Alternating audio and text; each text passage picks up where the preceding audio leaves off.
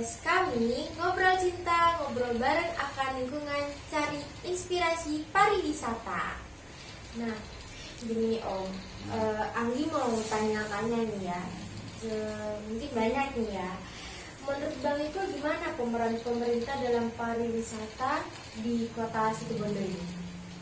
Ya, terima kasih Adik Anggi ya. Ini kenapa tadi panggil Om, karena memang Anggi ini adalah putri dari adik kelas saya yang juga cucu dari guru saya ya. Dan baru kali ini bagi Ibu dipanggil Om loh ya. Karena ini podcast ya. Jadi menurut saya sebelum masuk ke sana di Anggi, kita tahu bahwa pariwisata ini adalah sebuah usaha yang mempunyai prospek dan orientasi yang jelas dalam mengambil ya atau meraup untuk PAD di suatu kabupaten, gitu loh. Kenapa? Karena wisata itu sendiri, tempat wisata itu sendiri Anggi, itu antara variable cost dengan fixed cost-nya itu lebih banyak di titik fixed cost, artinya biaya tetap. Sehingga biaya-biaya yang dikeluarkan itu cuma di awal saja, tinggal bagaimana kita melakukan sebuah pengemasan agar wisata ini benar-benar bisa hidup. Nah, wisata tidak bisa berdiri sendiri ya. Wisata itu tidak bisa berdiri sendiri, artinya wisata ini cukup kompleks dan perlu adanya elemen-elemen untuk mendukung sebuah wisata yang baik, yang bagus dan bisa memiliki nilai jual yang tinggi. Nah, nanti hubungannya dengan pertanyaannya di Anggi ya, bahwa bagaimana peran pemerintah di sini? Peran pemerintah dalam wisata itu sangatlah besar, terutama terkait dengan polisinya atau kebijakannya deh. Gitu.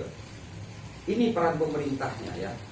Yang kedua adalah wisata itu tidak bisa lepas dari elemen-elemen yang lain. Contohnya adalah lingkungan sekitar sana, masyarakat sekitar sana, dan para pemuda yang ada di Kabupaten Situbondo. Karena ini kalau kita bisa gabung dengan baik, maka wisata kita itu akan bisa membumi, bisa diperjualbelikan hingga keluar kota, bahkan mungkin ke mancanegara.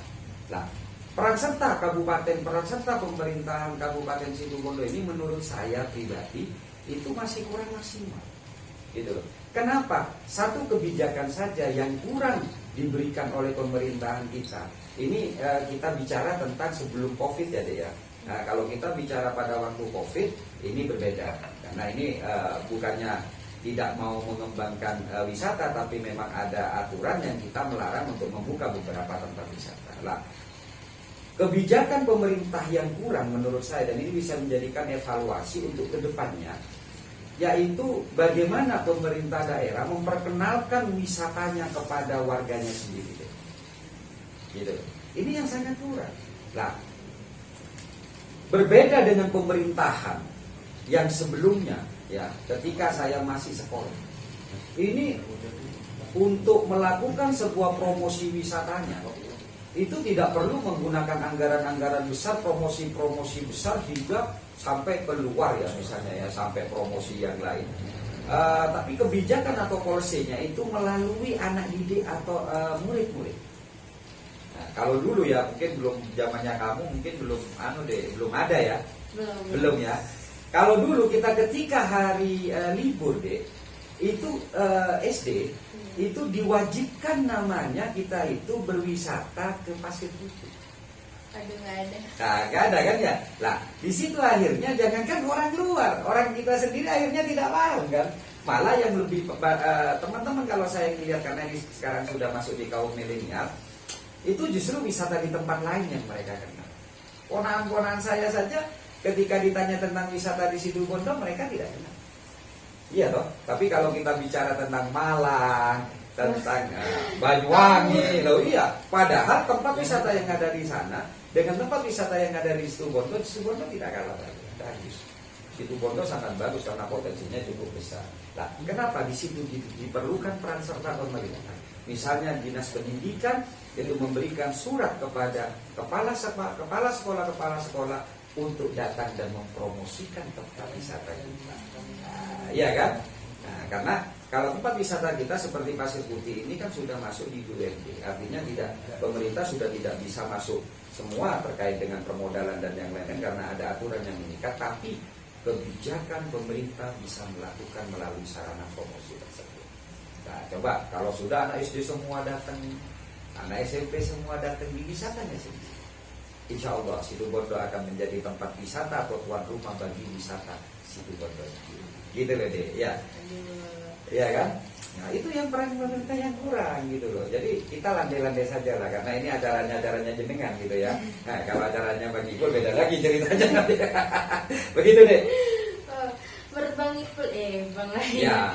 Menurut Bang Ipul nih, gimana perkembangan wisata di Situ Bondo? Ya kalau menurut saya perkembangan wisata di Situ Bondo ini hidup mendekati mati. Ya, hidup mendekati mati. Saya ambilkan contoh Pasir Putih. Dulu deh, siapa yang tidak kenal dengan Pasir Putih? Wah, luar biasa. Saya begitu bangga, saya berada di Kota Malang. Saya kuliah di Kota Malang. Mereka itu yang tahu kalau dia bicara tentang Situ Bondo, Pasir Putih. Kenapa? Karena Pasir Putih menjadi transit utama ketika ada wisatawan mancanegara maupun lokal itu ketika berangkat ke Bali. Pasti dia berhenti di Pasir Putih. Nah, gitu loh deh ya. Nah, sekarang Pasir Putih kalau sampai lihat di Google saja, ketika kita ngetik Pasir Putih, bukan Pasir Putih Situ Bondo yang keluar, tapi Pasir Putih di tempat lain yang keluar. Nah, itu kan ngeri sekali kan kita kan gitu loh. Kenapa ya? Karena ketika saya itu datang, kalau Anggi itu datang ke Pasir Putih sekarang, yang dilihat oleh Anggi, boleh dong saya balik nanya nih ya, biar kita tahu dong gitu loh. Kalau Anggi lihat di lewat jalan Pasir Putih, yang Anggi lihat Pasir Putih atau hotel? Hotel yang dilihat gitu loh, betul nggak? Iya, betul. Kalau dulu siapapun yang lewat di Pasir Putih itu akan melihat hamparan Pasir Putih, hamparan pasir dengan pantai yang sangat indah, dengan perahu-perahu yang indah, bisa terlihat dari jalan raya. Siapa yang tidak tertarik untuk mampir? Tapi yang terjadi sekarang itu berbeda. Yang terjadi kita kalau melewat di situ malah kawasan, kalau menurut saya itu sudah bukan kawasan pantai, wisata pantai, tapi wisata ya, itu salah satu contohnya. Makanya bagaimana mengembangkan Pasir Putih ke depannya, BUMD Pasir Putih atau Perusda Pasir Putih itu harus berani mengambil sebuah sikap bagaimana Pasir Putih dikembalikan kepada tujuan utamanya yaitu pariwisata. Tapi kalau memang Pasir Putih menjadi transit untuk rest area atau hotel, ya seperti sekarang. Tinggal itu saja. Kita harus mengemasnya seperti itu sehingga pertanyaan Anggi sudah terjawab bahwa dari hidup ke arah mati. Dalam sebuah bisnis itu harus kita mengetahui tentang diagram, jadi ya kenaikan grafik. Nah, jadi kalau saya lihat ini dulu trennya, semua wisata di Situ Bondo saya melihat itu semua dulu. Tapi kalau kita itu melihat wisata di yang lain, semua itu naik. Nah, disinilah peran pemerintah yang mempunyai power, mempunyai kekuatan dan struktur yang jelas hingga sampai ke desa, dengan semua elemen itu berada di dalam kawasan pemerintahan, harus mengambil sebuah sikap untuk kita bisa meningkatkan pariwisata di Situ Bondo dengan cara OPD yang berhubungan itu tingkatkan kepeduliannya terhadap wisata. Terus pemuda-pemuda yang memang memiliki talenta. Ini kan persoalannya kan ini. Situ Bondo itu seringkali tidak pernah melihat potensi yang ada di daerahnya sendiri. Baik itu alam, baik itu SDM. Iya toh. Lah, kenapa saya katakan seperti ini? Padahal saya melihat adik-adik saya, putra-putri yang masih berada di sekolah dari SMP sampai ke SMA jarang dikasihkan peran untuk ikut berkiprah di dalam pembangunan di situ Bondo. Padahal mereka lah potensi. Setidaknya mereka sebelum lulus mereka sudah tertata karena pernah di training dalam kegiatan-kegiatan yang sesuai dengan faknya ya, sesuai dengan keahliannya. Nah, misalnya bagian wisata, setidaknya dia sudah tahu, oh wisata kayak ini, oh bagaimana mengembangkan wisata. Tapi yang terjadi sekarang kan enggak. Saya melihat ya hampir semuanya ini mati suri gitu. Nah, disitulah peran pemerintah untuk mensupport agar anak-anak kita itu siap ketika dia sudah lulus untuk diadu dengan pemuda-pemudi di Kabupaten Laut. Ya, betul ya. Nah, terasa enggak? Terasa enggak kamu sekarang Andi masih sekolah atau sudah lulus sekolah? Masih sekolah. Masih sekolah? Masih. Adakah peran serta seperti itu? Tidak. Enggak ada. Kalau dulu zaman saya itu ada kewajiban persami. Ya, perkemahan Sabtu Minggu dan itu berada di tempat wisata. Udah semenjak Covid nih, udah nggak pernah lihat kayaknya. Nggak ada ya.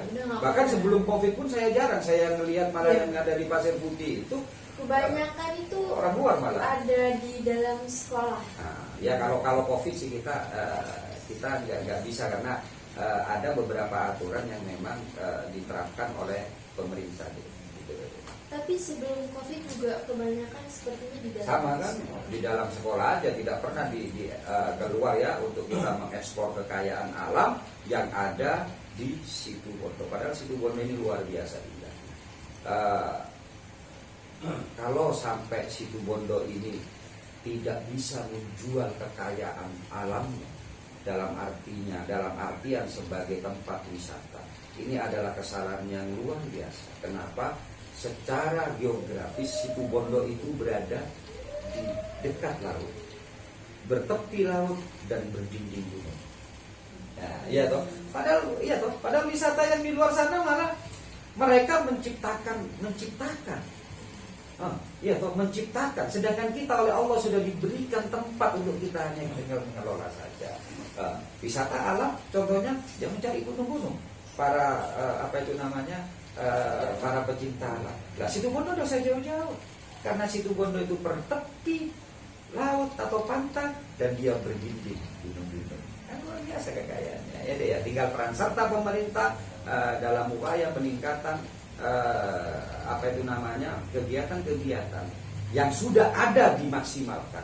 Kalau misalnya yang belum ada itu diciptakan. Diciptakan itu ada dua deh. Yang pertama bisa menggunakan anggaran dana dari APBD sendiri. Yang kedua, kalau memang kemampuan Situ Bondo ini tidak ada, ya kita bisa welcome dong. Para investor dari luar, bagaimana dia membawa namanya uangnya untuk menciptakan wisata di Situ Bondo, wisata alam yang tidak merusak alam. Syaratnya bisa. Aduh, kira-kira nih budaya apa yang menarik wisatawan Situ Bondo? Oke, pertanyaannya sangat bagus ini ya. Sekarang budaya ini kan ada dua yang sekarang saya melihat ya. Yang pertama ini adalah menyangkut tentang target market ya, gitu loh. Jadi target pasar ya. Situ Bondo di samping kekayaan alamnya atau keindahan alamnya yang luar biasa, Situ Bondo juga ada sejarah. Di mana Situ Bondo ini ada sejarah traffic ketika namanya Majapahit akan menghancurkan namanya Belambangan. Ini biar tahu ya. Kan tidak tahu. Padahal Situ Bondo adalah trafficnya. Kenapa di Situ Bondo ada Panarukan? Kenapa di Situ Bondo ada Jangka? Kenapa di Situ Bondo ada Mimbo? Di situ ada namanya sejarah. Ya, maka sejarah ini bisa kita eksplor untuk diperkenalkan. Tidak hanya Jogja yang bisa mengangkat Borobudur. Iya toh, tidak hanya daerah Mojokerto, Trawulan yang bisa mengangkat tentang kejayaan Majapahit. Situ Bondo juga bisa diangkat namanya kejayaan. Bagaimana Situ Bondo menjadi traffic. Itu budaya wisata tentang budaya masa lalu. Jadi ya, di samping budaya tentang keindahan alam. Yang ketiga adalah jangan lupa Situ Bondo ini juga ada bisa kita tingkatkan itu wisata Ya, situ Bondo bisa kita ciptakan budaya atau pariwisata yang berbasis budaya religius. Kenapa? Di situ Bondo banyak sekali pesantren-pesantren yang apa ini namanya deh, yang sudah go nasional, bahkan go internasional. Bahkan kita baru merayakan Hari Pahlawan. Nah, ya toh, di situ Bondo pun ada tokoh yang sudah dinobatkan menjadi pahlawan nasional. Betul. Nah, kan bisa jadi dijadikan sebuah wisata untuk meningkatkan wisata-wisata. Jangan hanya saya kemarin pernah mendengar bahwa akan ada wisata religius di Sukorejo. Jangan hanya membuat sebuah wacana, tapi jalankan. Karena di situ Bondo ini seringkali hanya wacana itu hanya dibuat untuk menarik minat. Ya, habis itu dibatas. Setelah itu nggak ada cerita, gitu deh. Iya. Nih, kan di situ Bondo tuh banyak banget wisata gitu. Kira-kira wisata yang paling menarik buat wisatawan di situ Bondo apa? Kalau menurut saya sekarang ini dunia pada umumnya ya deh ya, khususnya Indonesia. Kenapa tadi saya katakan wisata adalah salah satu usaha prospek yang sangat bagus? Karena jangan lupa deh, ini sama dengan disiplin ini. Besok rencana kalau lulus mau kemana kuliahnya? Kuliahnya Jogja. Ya kalau terserah di mana, cuman mau ambil apa? Kedokteran. Nah di situ menambah lagi orang stres. Jadi artinya begini. Ya, kita lambat laun deh, kita sudah memasuki kepada fase di mana kita ini butuh hiburan. Kenapa? Dengan persaingan hidup yang sangat ketat, dengan pekerjaan yang sangat berat, dengan kemacetan lalu lintas, maka timbul rasa stres. Oleh karenanya, besok-besok deh, mungkin dokter itu ya deh ya, itu yang akan dicari adalah dokter psikologi, psikiater. Kenapa? Banyak orang stres deh. Lah, itu kalau masuk ke dunia profesi ya deh ya. Tapi kalau kita masuk kepada refreshing gitu, itu nanti masuknya. Tapi ada telepon nih. Oh ini rupanya interaktif juga ya? Iya. Oke siap.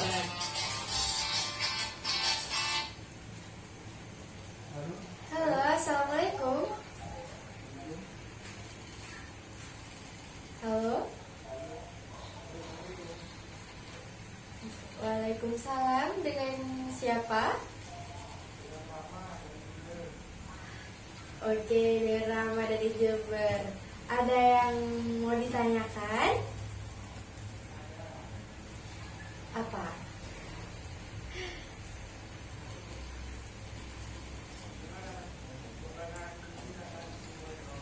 Tuh, ada gimana perkembangan wisata di situ Bondo?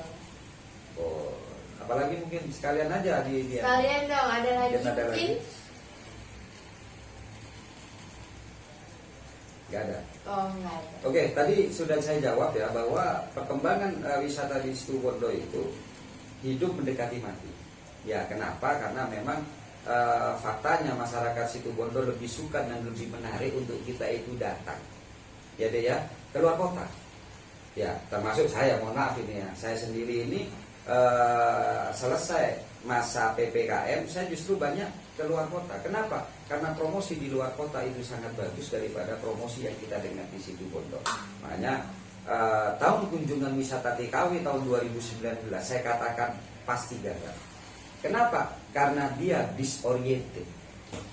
Ya, orientasinya itu tidak paham, tidak jelas. Di mana market itu yang benar deh, itu menggunakan namanya ilmu pusaran air. Pusaran air itu jangan yang kita ngelihat ya, pusaran air ini kan begitu dahsyat ya. Tapi kalau diambil itu memahami tentang pusaran air itu dimulai dari yang terkecil. Mudah-mudahan aja sering melihat Discovery ini ya. Kalau Anggi itu ngelihat Discovery itu akan melihat dia pusarannya masih kecil awalnya. Setelah itu dia akan melebar dan akan melebar sehingga mempunyai kekuatan yang besar untuk menarik semua barang di luar masuk ke dalam. Itu teori yang harusnya digunakan untuk pariwisata di situ Bondo. Artinya apa? Jangan keluarlah memperkenalkan situ Bondo. Jangan keluar kota apalagi sampai keluar dunia. akhirat dong ya, lalu ke luar dunia ya, atau ke mancanegara ya Dek ya, untuk kita memperkenalkan namanya wisata di Situbondo Dek. Ya, tapi perkenalkanlah wisata Situbondo menggunakan warga Situbondo sendiri. Buat warga Situbondo berduyun-duyun datang. Dek. Buat warga Situbondo itu bangga terhadap wisatanya sendiri. Ya, baru itu nanti akan menarik. Coba Di Anggi pernah datang ke wisata di kota lain nggak? Pernah. Nah, apa yang membuat Anggi dari Situbondo ke kota lain, ke wisata itu? Tertarik. Tertarik. Kenapa tertarik? Ya karena dari Oh, bagus ya. Ya dari Oh, indah ya. omongan-omongan juga. Dari omongan, termasuk pitch-pitchnya, foto-foto atau gambar-gambar Iya. yang indah. Betul? Betul. Di sini yang saya katakan, potensi pemuda Situbondo itu cukup besar, deh. Kenapa? Para teman-teman seniman, para teman-teman fotografi itu sudah, bahkan ada salah seorang teman saya ini bisa menembus, dia itu namanya foto ketika di Jakarta diadakan dan dia juara harapan 3 seluruh Indonesia. Waduh, keren. Keren kan ya? Lah, itu tidak dimanfaatkan. Kenapa? Akhirnya apa? Ya yang kita lihat ini nggak pernah terekspos, kalah dengan ketika wisata di luar itu masuk di situ. Ya, itu. Jadi gunakanlah pusaran air, ilmu market pusaran air untuk kita bisa menarik. Maka ketika di satu daerah sudah ada, senang ya mengetahui minimal, maka nanti di luar juga akan mengetahui karena ada promosi-promosi seperti itu. Jangan keluar negeri dulu, habis anggaran kita. Kalau kita keluar negeri dulu, habiskan uang 1M, emang enggak? Faktanya juga tidak ada. Iya toh? Karena mungkin dengan bahasa mereka, bahasa teman-teman 1M kecil untuk sebuah promosi wisata, betul. Tapi kita untuk hidup deh, kita jangan mengeluh. Ya, artinya begini. Kita jangan pernah mengeluh dan memanfaatkan apa yang kita punya. Kalau memang Situbondo ini hanya memiliki anggaran 1 miliar untuk wisata, kenapa anggaran itu tidak dialokasikan untuk menarik simpatik, untuk menarik menarik wisata yang ada di dalam lokal itu sendiri? Kenapa harus keluar? Saya berikan contoh. Kira-kira kalau misalnya uang 1 miliar dipakai untuk nyewa 1 truk per kota, per desa, mampu enggak? Hari Minggu desa ini nyewa aja 1 truk gitu. Itu banyak. Jadi yang kedua, kita manfaatkan aja tenaga-tenaga. Ya, artinya profesional yang bisa mengerjakan seperti fotografi. Ya udah, kita kasih PR aja mereka untuk membuat sebuah pesona alam di Situbondo untuk nanti diupload di media sosial. Ya, uang 1 miliar banyak. Kita minta kepada sekolah-sekolah yang memang berkonsentrasi terhadap pariwisata, kasih di situ untuk bisa mempromosikan dengan menggunakan editan-editan. Bahkan sebelum edit ya, kalau ada anggaran pasti datang ya. Ya. Pasti datang lah dengan kita ngambil foto-foto yang bagus kan ya, dan itu kita promosikan. Nah, jadi teknis inilah yang harus dimiliki oleh Kabupaten Situbondo dalam memasarkan dan agar kita tidak kalah dengan daerah-daerah yang lain. Makanya dulu saya pernah mengatakan, kayaknya gimana nih yang Jember? Coba dulu, jawabannya gimana dulu? Soalnya saya kadang sering lupa itu datanya. Gimana? Sudah cukup enggak? Baik, buat Mas Ramanya mungkin udah jelas. Kayaknya sudah terputus Iya, ya. Oke. Jadi saya pernah mengusulkan untuk meningkatkan namanya pariwisata di Situbondo. Itu yang pertama adalah bagaimana wisata itu ramai. Kira-kira seperti De Anggi datang ke tempat wisata yang sepi lebih suka atau ke tempat yang wisata ramai lebih suka? Rame lah, karena namanya wisata, kalau sepi kuburan ya. Nah, bagaimana kita itu ingin meningkatkan wisata itu agar ramai? Mungkin dari promosi juga, dari foto-foto. Ya, promosi foto-foto itu yang Anggi tadi bilang ya. Pertanyaan saya pada De Anggi, kira-kira kalau ada wisata gratis, yang satu berbayar atau bayar, Anggi milih yang mana? Dengan kualitas yang sama. Pasti orang-orang tuh juga pilihnya yang gratis. Artinya dari yang berbayar dengan yang gratis lebih rame yang gratis. itu yang saya usulkan. Jadi promosi itu, cost promotion yang diberikan atau dibuat oleh kabupaten itu dengan angka yang kecil, itu bisa dialihkan dulu untuk cost promotion gratis. Iya toh. Tujuan apa? Caranya bagaimana? Jangan sampai lah, saya tuh berpikir seperti ini. Ini kekayaan Situbondo. Kenapa orang Situbondo ingin menikmati kekayaannya kok bayar? Ini rumah, iya dong. Ini studionya Anggi. Iya loh. Lah, Anggi mau ngomong loh kok bayar. Kan lucu gitu loh. Lah, saya menginginkan Situbondo ini milik kita bersama, maka seluruh kekayaan alam, terutama dalam hal ini adalah pariwisata, ya jangan sampai berbayar lah. Ini yang selalu, yang menurut saya ini salah. Gitu. Lah, bagaimana caranya agar kita mengetahui orang ini orang Situbondo atau tidak? Ya KTP. Oh, jadi buat orang yang bertempat di Situbondo ya, gratis, kecuali di luar kota. Itu yang saya maksud. Bagaimana luar kota ingin datang ke salah satu, misalnya sekarang Kampung Kerapu ya? Oh, saya lihat sudah kayak gitu, sudah sepi. Aduh, sudah sepi banget. Jelek banget ya. Malah Udah sepi. bagaimana orang luar kota ingin masuk? Ya nggak masuk lah. Oh, orang Situbondo aja tidak masuk. Tapi kalau itu digratiskan dengan kita menambah beberapa ornamen di dalamnya, ketika itu ramai orang yang traffic dari Situbondo pasti akan masuk. Jadi karena gini, yang kita bicarakan sekarang ini adalah wisata dalam artian perusahaan wisata. Kita nggak bisa menggunakan wisata yang tidak dikemas untuk profit oriented ya. Ini harus dikemas menjadi perusahaan pariwisata. Kan gitu tadi. Nah, dalam membuat sebuah perusahaan pariwisata itu dibutuhkan cost promotion tadi. Cost promotion itu hanya mempromosikan di mana dia itu imbal baliknya adalah dia bisa mendatangkan orang-orang untuk membeli. Nah, bukan cost product. Kalau cost product itu dia membuat modalnya berapa, dijual berapa. Itu cost product. Nah, maka cost promotion ini berikanlah kepada masyarakat Situbondo dengan dia tidak membayar ongkos masuk, kartis masuk. Dan ketika ini sudah mulai ramai, ya, ketika ini mulai ramai, maka wisata dari luar pasti insya Allah akan berdatangan karena tertarik. Seringkali nggak Anggi itu datang, pernah nggak Anggi datang ke wisata di mana airnya kecelek karena fotonya tidak sama, karena keramaiannya tidak sama. Pernah nggak? Kecewa nggak pernah? Kecewa. Itu yang terjadi. Kenapa? Kalau di foto kok bagusnya, kok ramainya. Tapi faktanya ke sana ya banyak orang juga, banyak ramai juga. Ya kenapa? Ya karena kita itu ngelihat keramaian yang ada, akhirnya kita masuk juga. Meskipun akhirnya itu tidak bisa betul-betul, gak usah ke sana, gak ada apa-apanya. Bisa jadi gitu. Tapi setidaknya itu ada gitu ya. Iya. Pas datang itu kayak kok kayak gini ya, jauh-jauh datang tiba-tiba kayak gini. Terus juga banyak sampah. Artinya di Anggi bahwa karena rame itulah akhirnya di Anggi itu mau datang ke tempat itu. Dan itu kita harus memanfaatkan.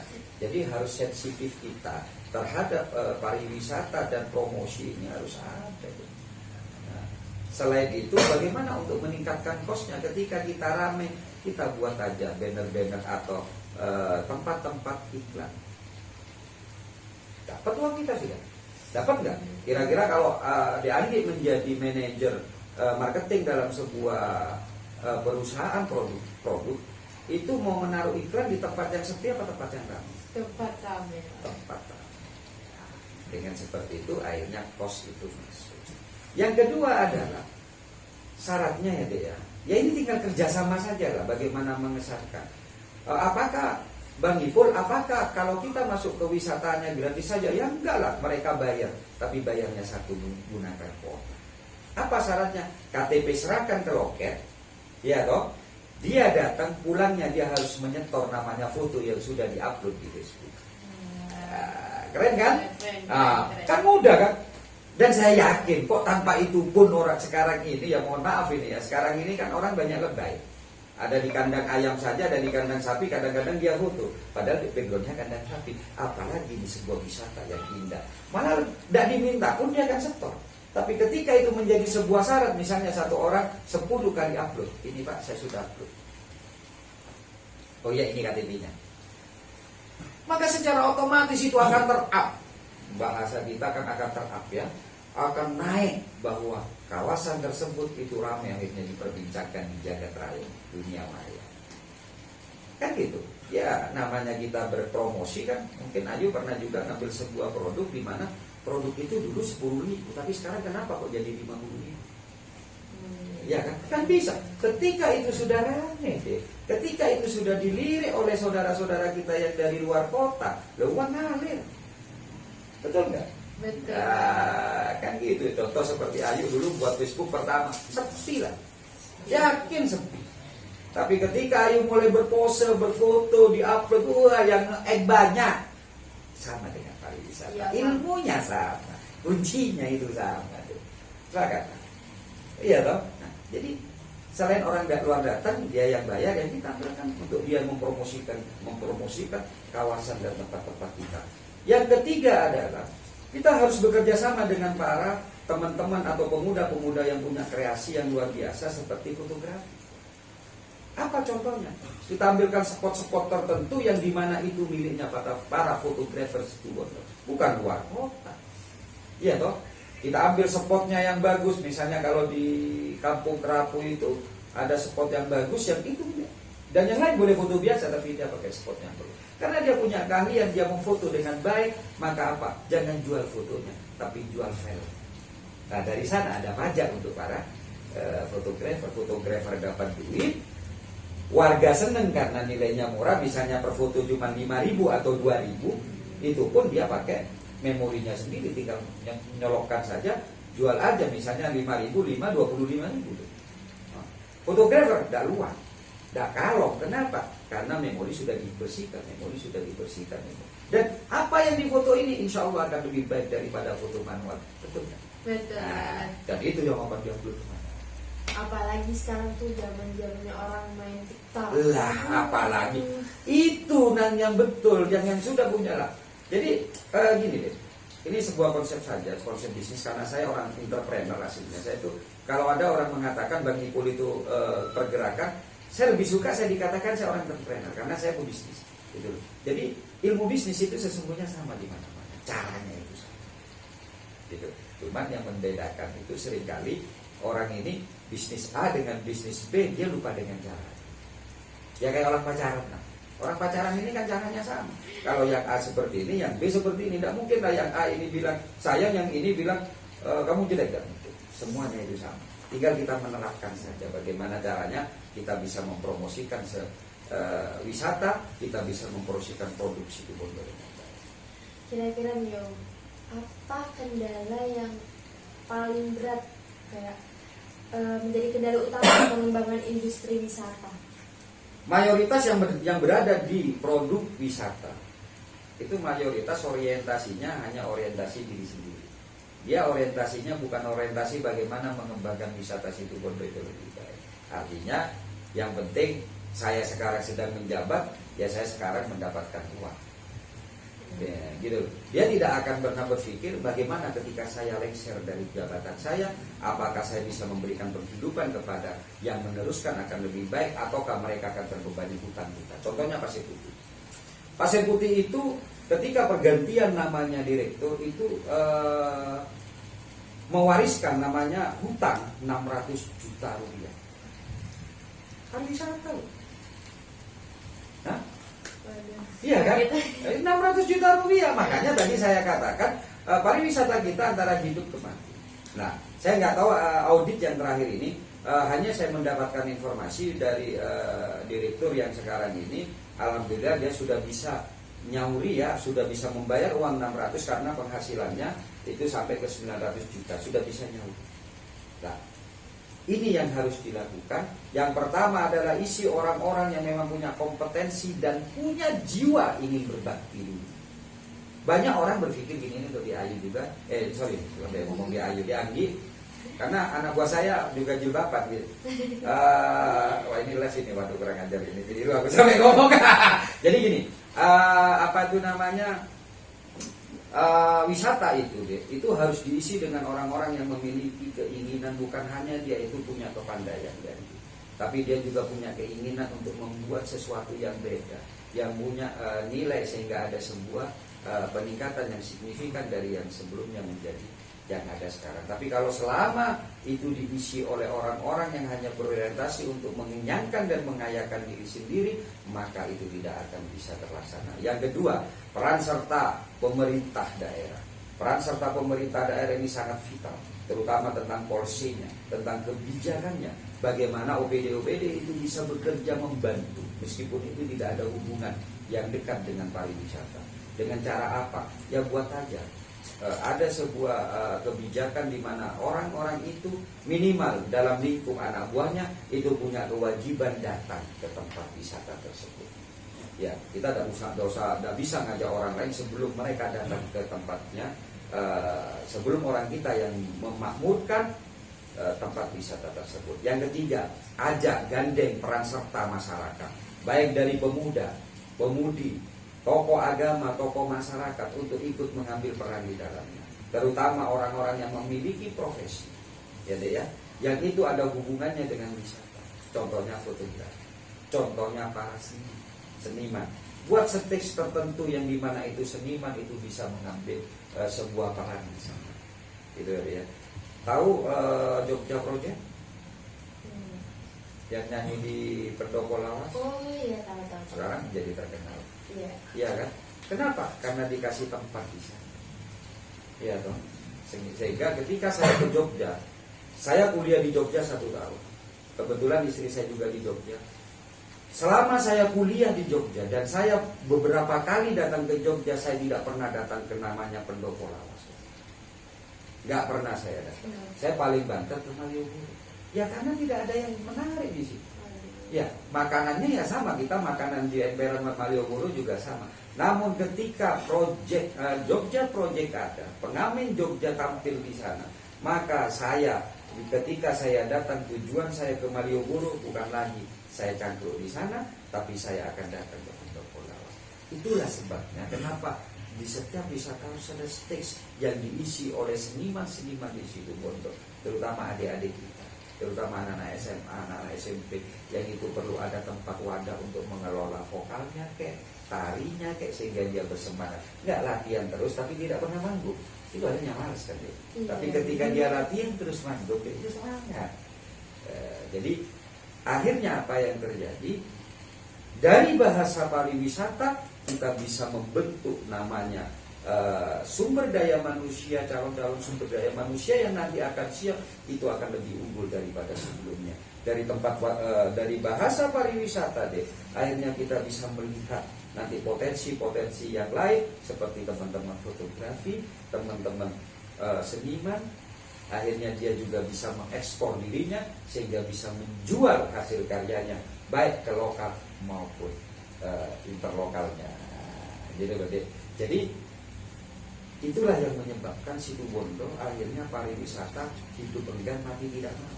Kenapa? Karena konsepnya itu tidak jelas, cara memasarkannya tidak jelas, pemilihan orang-orangnya juga tidak kompeten. Dan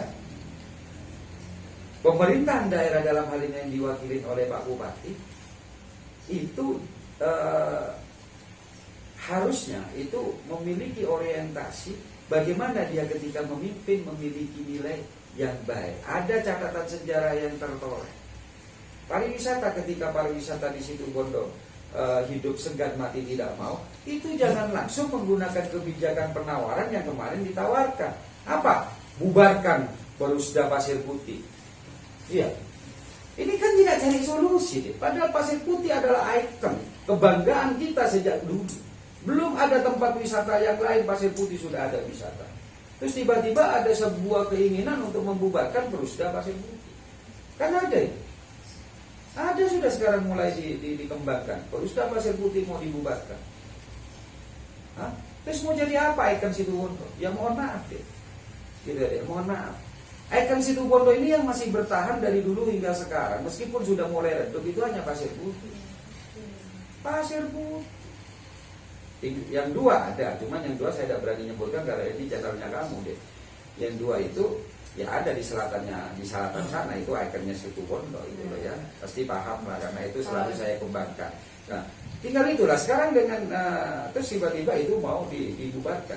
Seorang pemimpin yang baik itu bukan ingin menghancurkan, tapi memperbaiki. Ya, baru nanti angkat tangan, aku udah bisa sudah. Kenapa? Aku udah punya kemampuan, bolehlah umumkan itu. Jangan bubarkan begitu saja.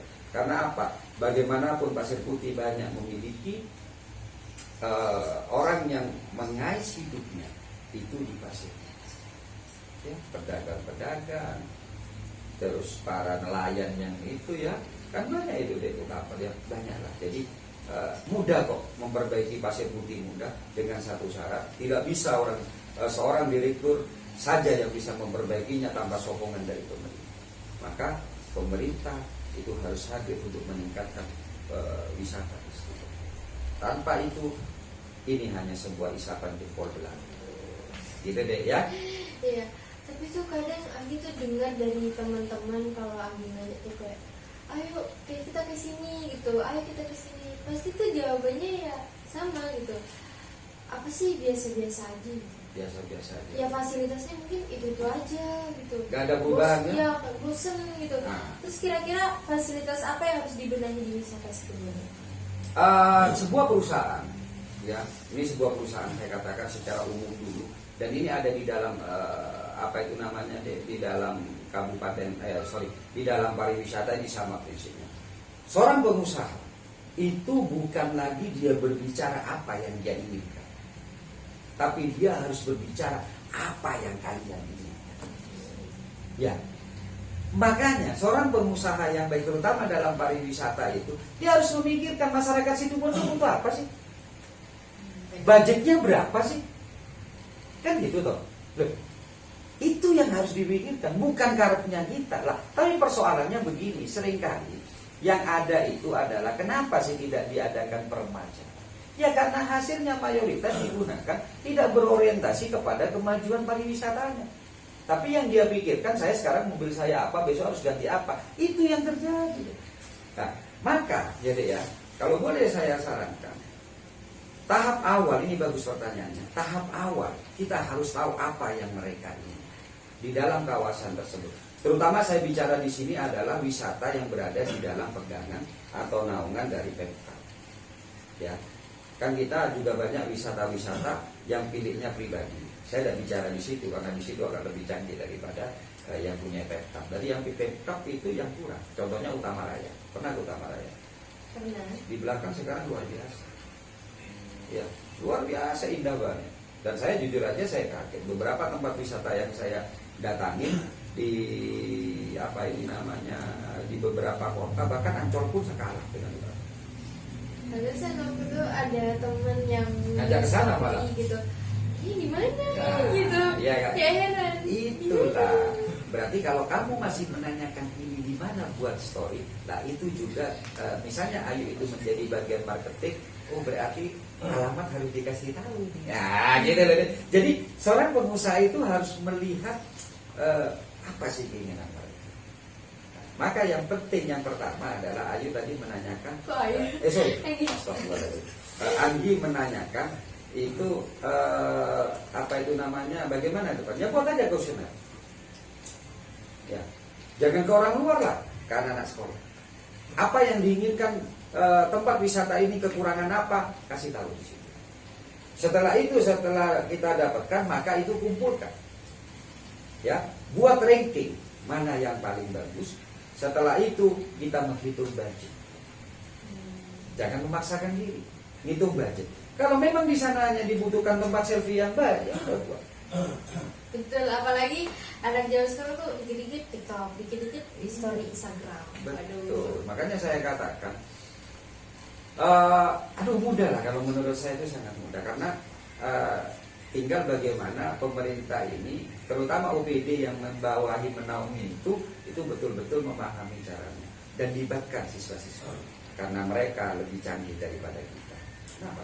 Mereka lebih cerdas, mereka lebih milenial. Dan terus terang saja kalau misalnya di Anggi itu nanya kepada saya, ya di mana tempat wisata, mungkin saya hanya hitungan jari. Tapi ketika saya tanya di Anggi atau tanya dengan anak-anak yang sekelas di Anggi, Bisa jadi 10 jari tangan saya dengan 10 jari kaki saya dihitungkan lebih banyak mereka. Di sini pengalaman saya. Ketika saya itu ngajak ponaan-ponaan itu ketika masuk kepada sebuah wilayah itu ya. Aduh, usulan wisatanya lebih banyak. Ini udah cukup ini kalau seminggu ini lihat. Nah, artinya apa? Kuesioner itu berikan kepada siswa-siswa dari SMP sampai SMA. Tanyakan apa yang kalian inginkan. Gitu loh. Ya biasa deh. Memang bagi itu selalu banyak yang menyukai. Jadi hewan pun menyukai. Aduh, ini biar rileks ya. Karena gini. Karena biasanya orang mengundang Bang Ipul kan ngeri gitu loh. Padahal enggak ya, nyantai ya. Enggak. Ini juga. Kira-kira seberapa besar potensi pariwisata di Situbondo? Sangat besar. Seperti yang tadi saya katakan bahwa Situbondo itu berdinding gunung dan bertepi pantai.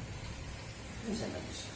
Karena itulah seperti yang saya katakan prospek ya, prospek itu kita berbicara tentang pantung ya. Kita berbicara ke depan. Apa sih yang dibutuhkan besok ke depannya? Gitu ya. Nah, ini yang harus kita ambil ya. Gitu.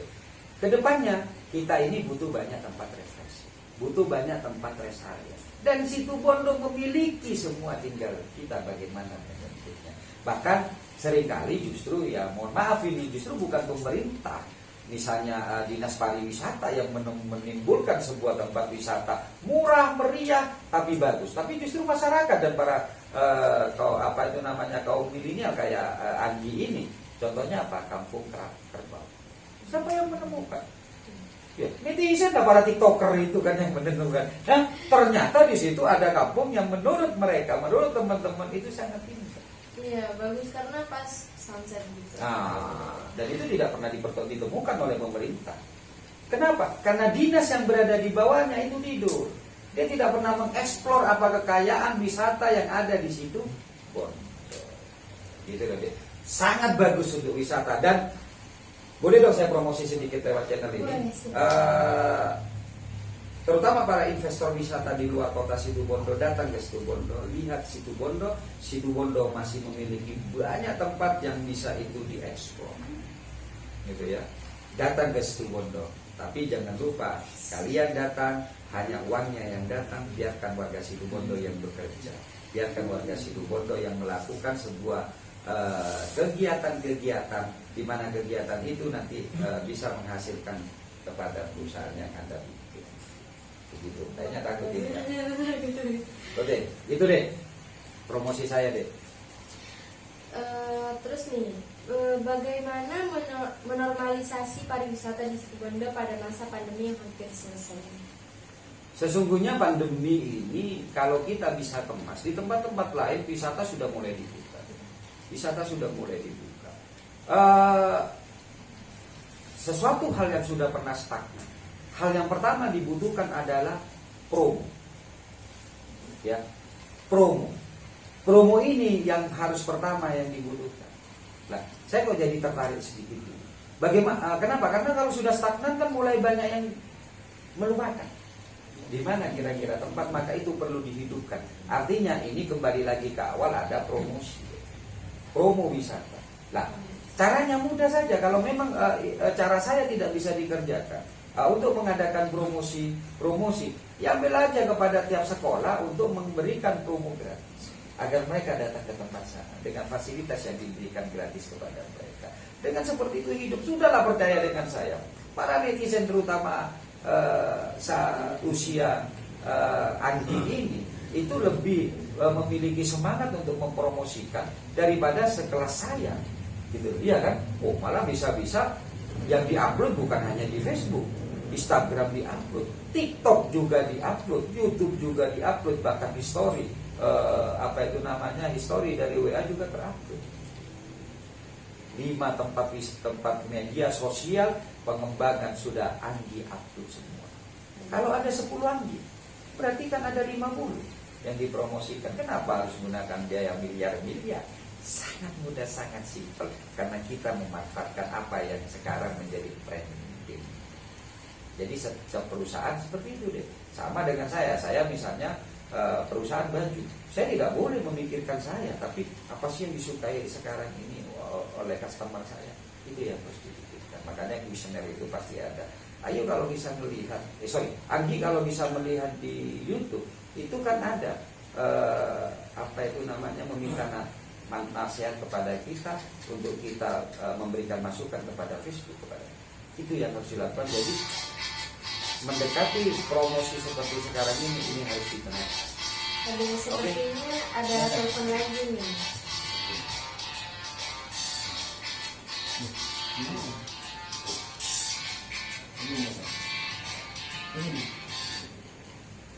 Halo, assalamualaikum.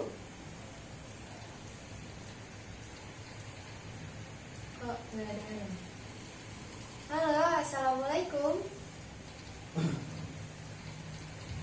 Kok tidak terdengar suaranya?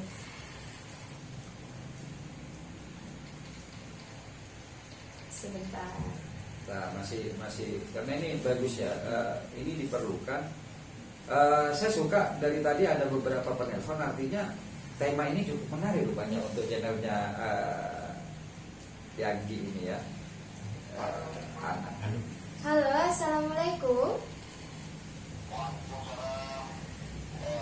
Dengan siapa dan di mana? Iya, terdengar jelas.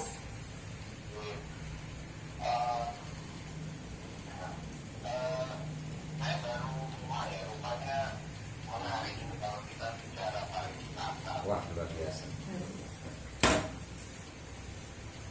Ya, lanjut Bapak.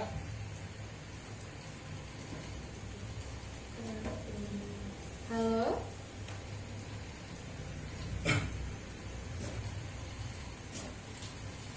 Sebentar, masih diperbaiki. Nah, Halo. Ya. jelas.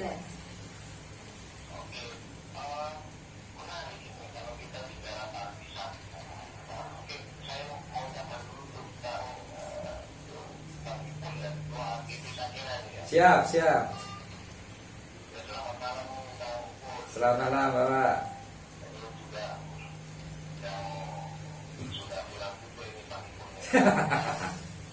Saya ingin bertanya ini kepada Pak Amin dan juga narasumber ya Pak. Silakan.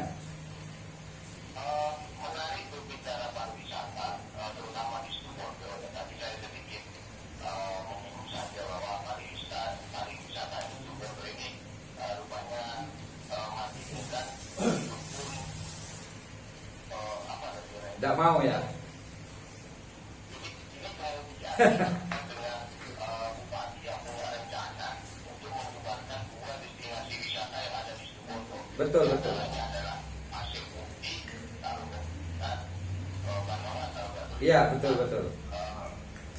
Bagaimana menurut Bang Ibu ini selaku pembimbing atau ketua lembaga di gerakan Bang? Terima kasih itu saja. Ya, gitu. Yanggi. Terima kasih udah mau menelpon. Jadi gimana nih? Menarik rupanya ya. Waduh. Seperti yang tadi saya katakan, bahwa seorang leader itu jangan mengambil sebuah sikap. Seorang leader memang harus berani dan tegas, ya. Tapi bukan berarti ngawur. Nah, ya. Artinya begini, kita harus tahu betul kenapa Pasir Putih itu disarankan untuk dibubarkan dan Banongan itu disarankan untuk dibubarkan, tanpa kita melihat apa sesungguhnya yang terjadi di dalamnya. Kan gitu. Lah, dua perusda ini memiliki karakteristik yang berbeda dan kasus yang berbeda. Saya bicara tentang Banongan. Nah, Banongan sendiri ini kan sesungguhnya dia itu memiliki beberapa lahan atau hektar lahan, di mana lahan-lahan ini yang sebelumnya hanya beberapa persen dikelola oleh Perusda dan beberapa persen justru disewakan. Gitu. Lah, Artinya begini, sebelum kita membuat sebuah putusan, orang kan kadang-kadang berpikir mencari solusi lebih dulu. Ini salah. Hidup itu jangan mencari solusi lebih dulu. Hidup itu yang benar adalah cari dulu persoalan dan permasalahannya, baru cari solusi. Nah, jadi kalau solusi yang didahulukan tanpa dia mengetahui tentang kesalahannya, maka saya yakin solusi itu tidak akan tepat sasaran. Nah, di dua perusda ini, kalau misalnya bupati karena ini menginginkan pembubaran ini, artinya bupati karena tidak melakukan hal untuk mengekspor dirinya seberapa kuat dia itu menjadi seorang pemimpin, mengevaluasi. Ibarat kata begini loh, ini ada seorang pasien, ya, seorang pasien datang ke dokter. Apa tujuannya? Ke dokter baru lah. Ini ada pasien datang ke dokter baru. Dia pindah dari dokter lama. Apa artinya? Ya mungkin. Kan berharap ini lebih baik, berharap ini lebih pintar. Dokter ini memberikan solusi bagaimana dia menyembuhkan penyakitnya. Tapi kalau misalnya ini datang ke dokter yang baru, terus dokter bilang, gini aja sudah Pak, sampean saya suntik mati. Ini kan bukan dokter malah. Paham maksudnya? Jadi ketika ada sebuah perusahaan yang sedang membutuhkan penanganan dari seorang leader yang baru beberapa bulan bekerja, terus tiba-tiba sang leader ini membuat sebuah putusan kontroversial untuk membubarkan, ini kan belum apa-apa, belum mengadakan diagnosa, belum mengadakan tes lab, tiba-tiba sudah memberikan saran, udah Pak sama nanti malam mati Pak, kan salah. Apalagi sampai disarankan saya suntik mati. Waduh. Ya toh. Saya ambilkan contoh. Tadi kan saya sudah membahas. Artinya begini, saya pertegas saja. Saya sebagai ketum GP Sagera, saya tidak sepakat jika Bung Karna Bupati Situbondo membubarkan dua perusda. Kenapa? Karena Bung Karna belum melakukan apa-apa terkait dengan dua perusda tersebut. Membuat perusda itu tidak mudah. Membuat perusda tidak mudah. Dibutuhkan orang yang pandai. Tapi lebih sulit, ya, mempertahankan perusda. Lebih lagi sulit ketika dia menyembuhkan perusda. Dibutuhkan orang yang pintar, lebih pintar dan sangat pintar ketika untuk membutuhkan menyembuhkan namanya perusda yang sakit. Tapi tidak perlu orang pintar untuk membubarkan perusda. Paham? Tidak perlu orang pintar untuk membubarkan perusda. Apa kebalikannya? Hanya dibutuhkan orang bodoh untuk membubarkan namanya perusda. Maka saya tidak mau bupati saya mendapatkan predikat bahwa dia tidak mempunyai kemampuan untuk menyembuhkan perusda-perusda yang sakit. Ya, ini bahaya deh, tambah malam bahaya ini kayaknya ini. Nah, ini keluar dari channel Hakikat Channel. Jadi hanya dibutuhkan itu saja. Artinya saya itu mendesak kepada Bung Karna, tunjukkanlah bahwa Bung Karna ini adalah orang pandai, seperti dokter ahli yang dia setidaknya bisa menyembuhkan dari orang yang sedang mengalami kesulitan, ya, atau sakit. Dan perlu diketahui masyarakat Situbondo bahwa perusda itu tidak mengganggu namanya APBD. Perusda tidak akan mengganggu namanya DAU, tidak akan mengganggu. Kenapa? Karena perusda itu harus menghidupi dirinya sendiri, mengembangkan dirinya sendiri. Jadi tidak ada gangguan. Nah, kalau orang tidak mengganggu lah, kenapa harus dicopot? Yang mengganggu itu dana PEN. Itu yang mengganggu nanti ke masyarakat Situbondo. Pinjaman dana PEN yang akan mengganggu. Tapi kalau pariwisata, perusda yang ada di Pasir Putih, perusda yang ada di Banongan itu tidak mengganggu sama sekali. Paham ya? Yang lebih mengganggu lagi adalah ketika jagar budaya dijual. Itu yang lebih mengganggu. Karena itu yang harus dijaga oleh masyarakat Situbondo. Siapapun orangnya, itu harus dijaga. Dan itu adalah aset wisata. Andi kan pengen toh datang ke pendopo, melihat salah satu bangunan di mana bangunan itu pernah duduk seorang bupati pertama Situbondo. Pengen nggak? Pengen kan? Padahal ini kalau Sumatera itu kayak mikir, ini dalamnya gimana? ada pertanyaan kan? Iya. Itu yang harus dijawab. Dan itu bisa toh kita buat wisata. Pertanyaannya begini, Anggi pernah ke Jogja enggak? Ke keraton enggak? Pernah. Kalau Anggi masuk ke keraton, kan pasti yang ini datangnya. Ya, Bangunan-bangunan itu, bagaimana Hamengkubuwono pertama hingga terakhir, kan itu. Dan itu jadi wisata. Nah, kalau misalnya pendopo dibuka untuk melihat wisata bagaimana Bupati pertama Situbondo misalnya dulu ya, saya kurang tahu betul, itu duduk memerintah, bangunannya sebesar apa sih, segede apa sih, kayunya seperti apa sih, di situ dibuka. Itu kan jadi wisata. Dan itu seorang bupati yang cerdas ketika dia itu memiliki potensi, itu dijaga dan dirawat, kalau bisa dikomersilkan. Tapi kalau dijual, tidak usah bupati. Betul nggak ya? Datang ke tepi saja, datang ke rongsoan saja, orang yang tidak pernah sekolah di situ, itu bisa jual. Makanya saya sangat sedih ketika ada dua kegiatan ini deh. Ya, yang pertama menjual cagar budaya, bupati menjual cagar. Bahkan yang kedua ini ingin membubarkan namanya Perusda. Saya itu bingung, ini bupati kita yang dulu saya pilih, ini bupati pintar apa bupati bodoh, gitu loh. Ya, tapi berhenti sampai di situ aja deh. Artinya masyarakat Situbondo, terutama saudara yang barusan menelpon, saya pribadi sebagai ketua BP Sangkera saya tidak setuju. Dua perusahaan yang sudah susah payah dibangun dan susah payah dipertahankan begitu saja dibubarkan. Lebih baik Bupati Kabupaten Situbondo itu menciptakan sesuatu hal yang baru, terutama adik-adik kita bagaimana dia memiliki potensi dan libatkan dalam setiap kegiatan pariwisata di Situbondo atau apapun yang itu bisa membangun di Situbondo, karena bagaimanapun mereka potensi yang tidak bisa kita tawar-tawar lagi, dan mereka lah sesungguhnya yang membuatkan kendali namanya informasi. Waduh, keren. Jujur, Anggi kaget banget pas denger kalau mau ditutup, soalnya bagus banget. Cuma tinggal sentuh saja toh. Ke Ke Bandungan pernah nggak? Pernah. Oh, pindah kan? Indah banget. Bagus Bandungan itu, luar biasa Bandungan itu.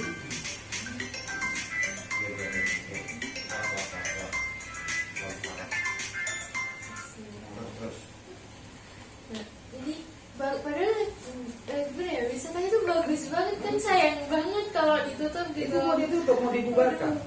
Nggak tahu kalau dibubarkan dijadikan kandang ayam atau apa, saya juga tidak tahu gitu.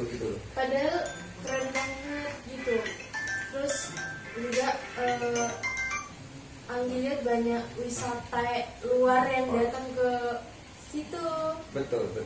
Terus mau ditutup, Ya kan gitu kan. Padahal kan tinggal sentuh, seperti yang tadi saya katakan, ada beberapa hal yang bisa kita sentuh.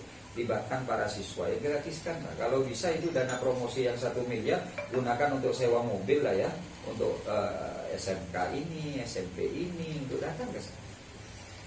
Syaratnya hanya satu, siapa yang punya Facebook, siapa yang punya Instagram boleh ikut, yang tidak punya suruh di rumah gitu. Pasti semua karena mayoritas itu memiliki.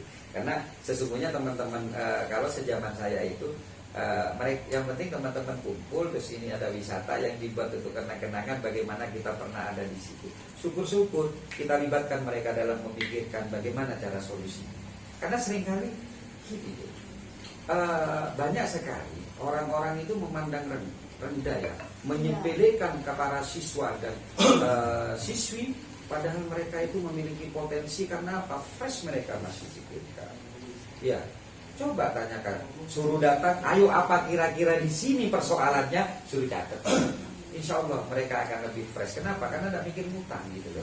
Iya toh. Kalau yang sudah dewasa seperti kita punya keluarga kan sudah banyak pikiran, mana anak bayar SPP, mana ini, sehingga kadang-kadang kita kurang fresh untuk melihat sesuatu masalah. Tapi kalau seperti di Anggi, teman-teman itu kan lebih fresh. Oh ini kurang, oh ini kurang, oh ini kurang, kan seperti itu ya. Aduh, ada teman lagi. Halo, assalamualaikum. Dengan siapa di mana? Benar, suaranya tidak terdengar ya.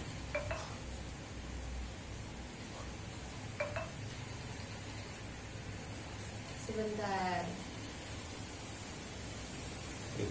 Halo, assalamualaikum. Dengan siapa di mana?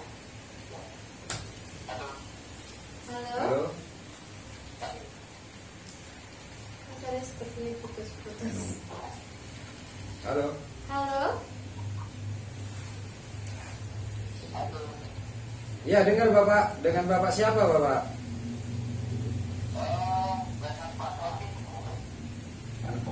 Pak Sofi. Iya Bapak. Ya. Pak Tony dari Surabaya. Wow, luar biasa. Luar biasa. Surabaya. Keren banget. Nggih, Bapak. Tentunya selamat dulu buat narasumber ya. Nggih. Itu ya. Siap. Itu segera Nggih. beserta Deanti. Deanti ya. Nggih.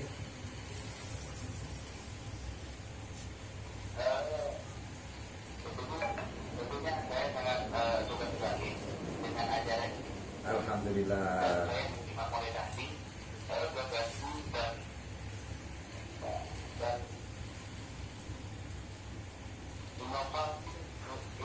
inovasi yang pasti pun dijalankan Oke. sungguh sangat luar biasa. Dan tentu tidak perlu saya tanyakan apakah pariwisata di situ Bondo ini Nggih. yang dekat pengelolaannya ataukah bertahan ya Pak? Bisa diulang Bapak? Ini Pak, saya perlu tanyakan pariwisata di situ Bondo ini yang dianggap gagal itu perorangannya atau pengelolaannya Pak? Oke. Bagi Dipahami. inovasi untuk agar pariwisata di situ Bondo lebih maju lagi gitu Pak. Nggih. Intinya kayak gitu Pak. Dipahami. Saudara saya, Bapak saya yang ada di Surabaya ya. Oke, bisa saya jawab ini?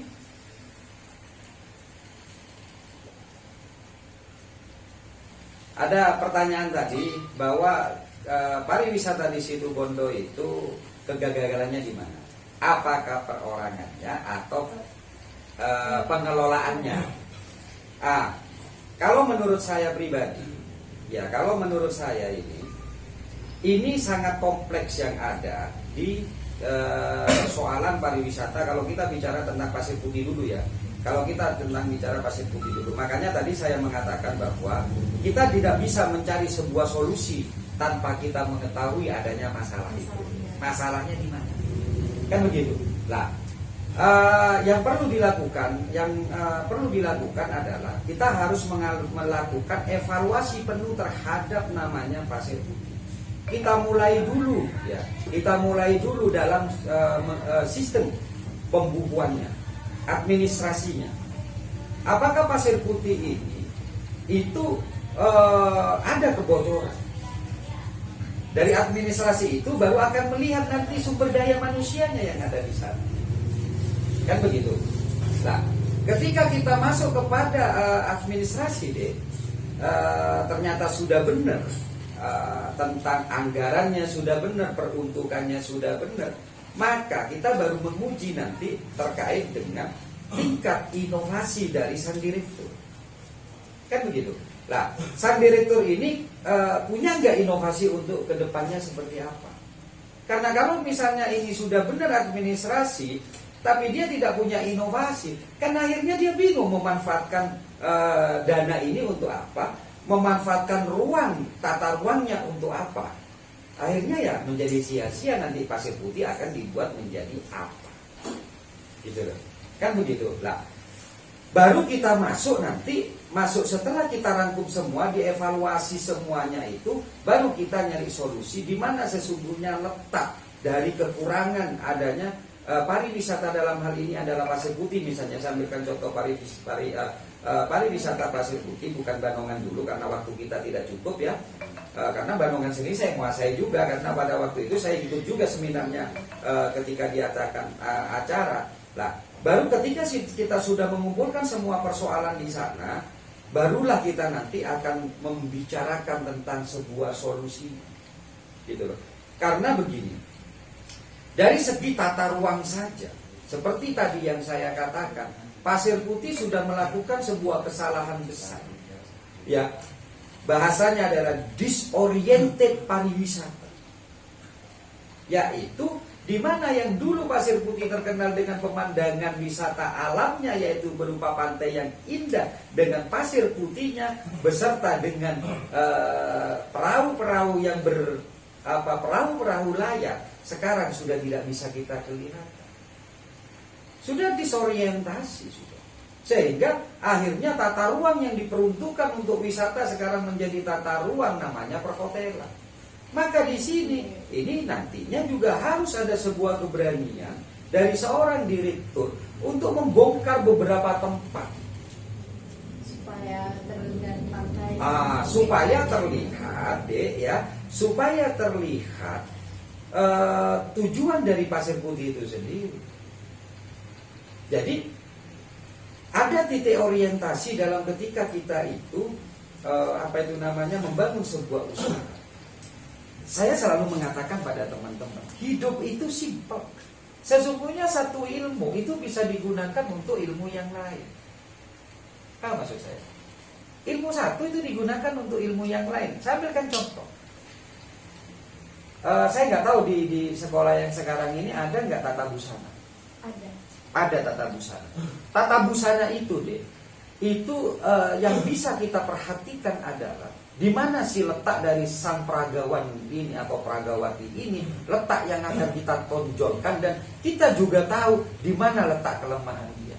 Maka busana itu jangan kasih titik pandangnya yang bagus ke tempat kelemahan.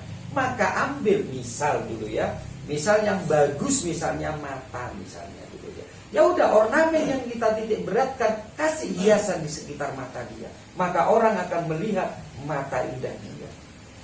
Nah, gitu loh. Misalnya hidungnya pesek, ya jangan dikasih di situ. Lah, artinya begini, ketika kita masuk di Pasir Putih, agar Pasir Putih kembali bergeliat, maka itu harus kita tonjolkan tempat di mana itu akan bisa terlihat tempat Pasir Putih kembali kepada hakikat awalnya. Yang kedua adalah kita juga harus memiliki market place-nya. Siapa market kita? Jadi Pasir Putih harus sudah mulai berpikir, market kita itu dari menengah ke atas atau menengah ke bawah. Ini harus ada segmen, namanya segmen atas. Ya mohon maaf, karena saya juga sering bergaul dengan kalangan atas. Kadang-kadang kalangan atas ini kehidupannya itu berbeda dengan kalangan bawah.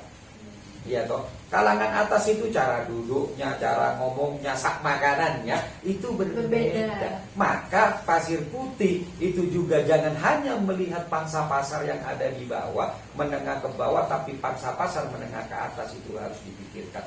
Apa salah satunya? Kita harus membangun hotel yang bagus di Pasir Putih, di mana itu berorientasi kepada golongan menengah ke atas, termasuk pejabat-pejabatnya. Lah, andaikan Pasir Putih perlu sudah tidak memiliki anggaran dana tersebut, kita bisa melakukan namanya bergaining, ya, bekerja sama dengan investor, dengan pembagi yang tidak merugikan Kabupaten Situbondo untuk orientasi kepada pengusaha atau investor yang dia nanti akan datang ke Situbondo. Jadi kalau saya menggunakan istilah begini, memang kadang-kadang begini, kan eman ya, kita mengeluarkan ini seharusnya kita bisa dapat 100, tapi sekarang akhirnya kita dapat 40, 60-nya ke sana.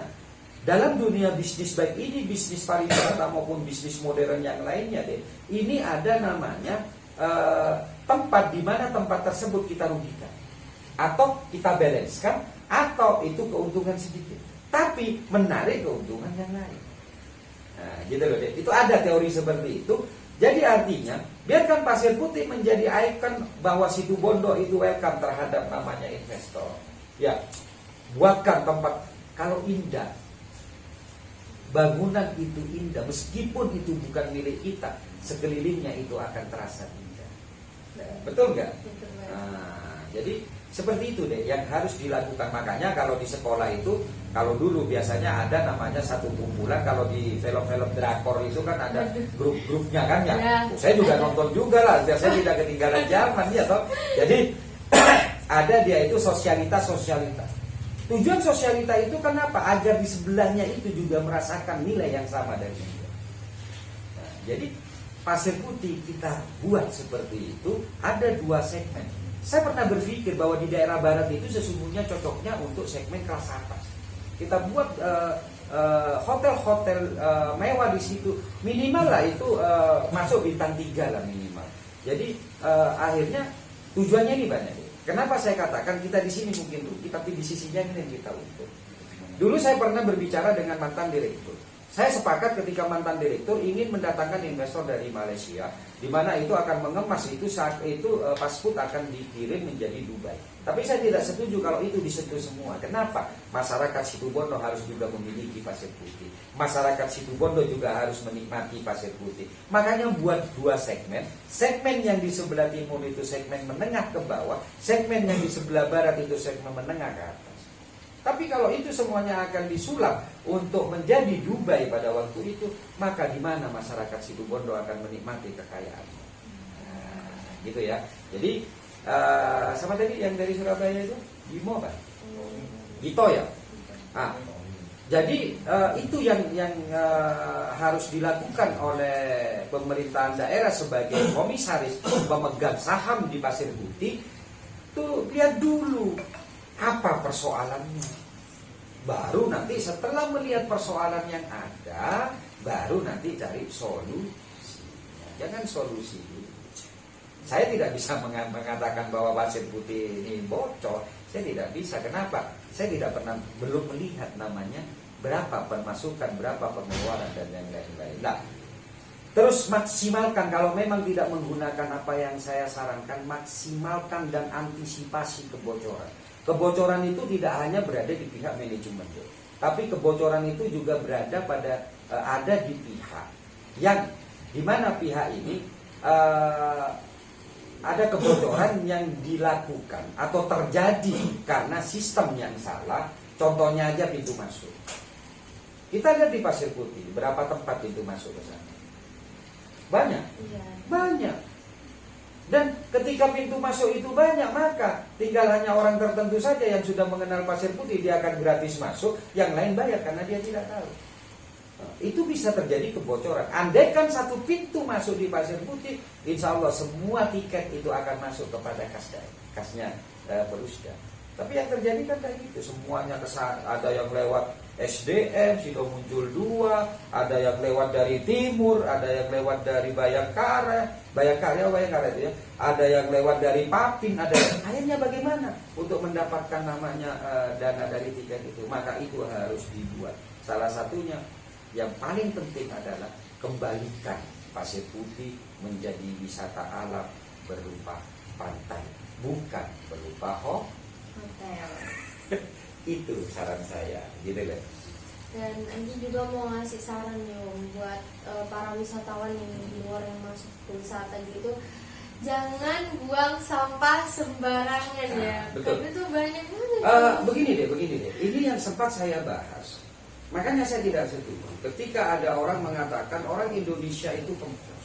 Makanya di Kabupaten Situbondo ketika ada seorang pejabat menyalahkan warganya, saya katakan saya tidak setuju.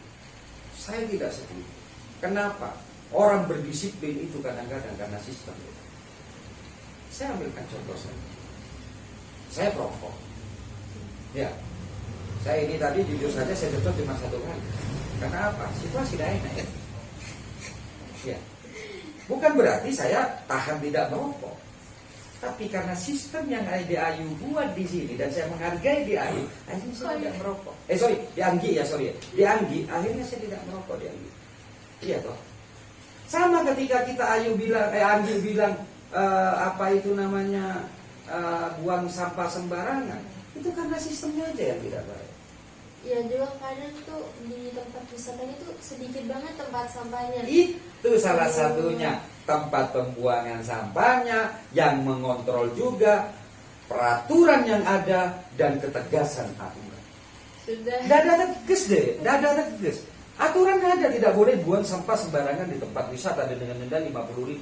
Tapi tidak ada satupun orang yang bisa menegakkan namanya aturan tersebut. Saya yakin, saya di sini sembarangan deh buang motis. Saya sembarangan, saya rokokan aja di Situbondo saya sembarangan. Tapi ketika saya tidak usah, saya ke Singapura, ya, saya ke Surabaya saja, saya ke bandara saja. Loh, saya ngerokok itu nyari ke tempat tertentu. Jangankan buang sampah sembarangan, ngerokok saja saya harus masuk ke dalam road smoking ya, kita khusus untuk kita mengadakan rokok. Artinya apa? Sistem. Kalau sistem itu sudah dibangun dengan baik, ya, ketegasan buat aturan dibuat dan ketegasan penegakan aturan dibuat, insya Allah orang yang datang ke Pasir Putih tidak mengenal dia dari mana, dia akan tidak membuang sampah sembarangan. Ya. Daripada didenda 50.000 deh, kan dia akan nyari. Nah, jadi sistem itu bisa semuanya masih kita kerjakan. Artinya masyarakat itu insya Allah dia akan mengikuti. Dan kalau Anggi kemana-mana, di situ buang sampah dekat, jarak berapa meter ada tempat sampah. Tapi kalau di sini cari tempat sampah bisa 3 kilo, bisa 300 meter. Daripada jauh kita cari orang dibuang. Iya, jadi dibuang sembarangan. Itulah yang saya katakan, semua sistem yang ada itu saling mengikat dan terkait. Simpel kan? Mudah kalau itu dilakukan, gitu loh. Nah, ya intinya jangan sembarangan ditutup, karena saya punya cerita cinta di situ. Loh, saya orang lama loh ya, di situ tempat wisata saya, ya. Pacaran zaman dulu kan berbeda dengan sekarang deh. Sekarang udah kayak udah. Kalau sekarang dulu itu di sana tempat degan yang masih ada kalau tak begitu. Itu adalah tempat favorit di mana kita bisa berbagi. Jangan bicara ke sana. Nanti saya kembali muda lagi deh. Ya, kalau saya kembali muda lagi. Kalau sekarang udah virtual. Kalau sekarang virtual. Jadi akhirnya beda dengan dulu. Kalau dulu itu indah gitu. Kalau sekarang enggak. Ya meskipun bisa video call, tapi kan ini berbicara dengan handphone. Nah, artinya tapi itu harus terjadi dan itu harus diikuti. Maka pariwisata Situbondo tidak boleh lagi berpikir tentang masa lalu. Dia harus berpikir bagaimana bisa mengikuti zaman yang ada. Caranya apa? Libatkan semua pemuda-pemudi Situbondo, terutama anak SMP, anak SMA, dan mahasiswa. Insya Allah Situbondo akan maju. Ya, gitu loh. Jangan sembarangan. Karena di sini seringkali begini. Yang terjadi itu cara rekrutmen saja. Itu banyak terjadi hanya berdasarkan saling kenal. Itu banyak terjadi. Padahal yang dikenal sendiri pun itu tidak cerdas. Iya toh. Tapi tidak pernah memberikan kesempatan kepada orang lain yang memiliki potensi untuk kita betul-betul bisa dibuat dan dijadikan apa yang kita butuhkan dalam sebuah perusahaan. Ya, karena tidak kenal, apalagi musuhnya. Kalau musuhnya baru mendaftar saja sudah kelihatan dicoret. Ini yang tidak akan pernah maju. Saya memiliki tempat bisnis, pusat bisnis PBC, di mana tempat PBC ini akhirnya saya merekrut orang luar. Kenapa? Ya saya sadar pada teman-teman saya, kalau kalian tidak mampu maka kalian jangan paksakan untuk kita dulu. PR saya, tugas saya sebagai pemimpin kalian, saya yang harus mengerti kalian di mana letak kemampuan kalian, dan saya harus memberikan pos kepada kalian untuk saya tempatkan di pos kalian. Tapi hak yang di sini yang kalian tidak memiliki kemampuan tersebut jangan kalian paksa untuk kalian. Jadi kasih kesempatan. Kan begitu. Ya. Kalau secaranya tetap seperti sekarang, maka yang terjadi ya tidak akan kita ada perusahaan, baik itu pariwisata maupun tempat-tempat umum yang lainnya, itu yang akan diisi orang yang memahami dan mencintai pekerjaannya serta profesional di pekerjaannya, tapi hanya berdasarkan kenal dan itu tidak baik. Baik, mungkin waktunya udah tinggal sedikit lagi dan nggak terasa ya. Iya. Makasih banyak Om udah menjawab pertanyaan-pertanyaan lagi dari para penelpon di luar sana. Dan makasih banyak udah yang mau nelpon dan mau bertanya-tanya ke Bang Ipul tentang sedikit wisata di Situbondo. Dan terima kasih untuk anak SMK Negeri 1 Jember dan para sponsor Jaya Terang 2 dan Rumah Sakit Mitra Sehat telah mensupport acara ini. Sekian dari kami. Assalamualaikum warahmatullahi wabarakatuh. Waalaikumsalam warahmatullahi wabarakatuh.